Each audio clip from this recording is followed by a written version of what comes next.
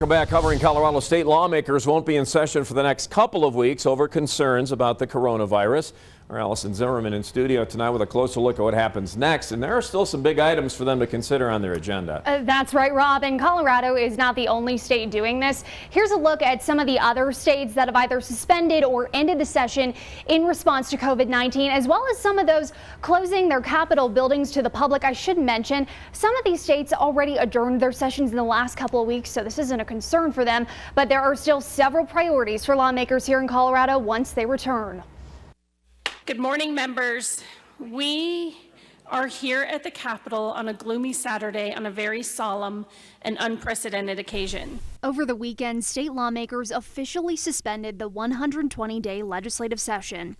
In a move both Democrats and Republicans agreed to for the sake of health and safety, as the Capitol is home to many large gatherings. So it would have been wrong to continue on with the legislative process while we are discouraging people from traveling and being in a room with other people, which is normally what happens in a legislative committee meeting.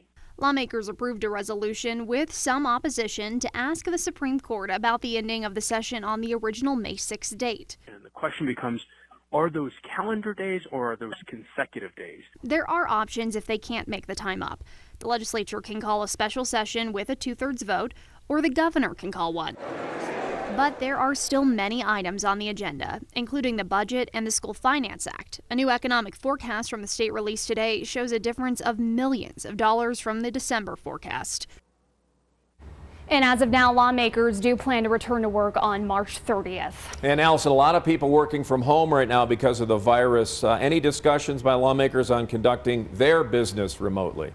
For sure, Rob, especially from the emergency services group within the legislature. But there was really a concern over how do you authenticate those votes from the lawmakers. And of course, lawmakers represent every single corner of the state. So not everyone has access to some of those video conference technologies, and they do all sorts of votes, not just on the bills, but with amendments.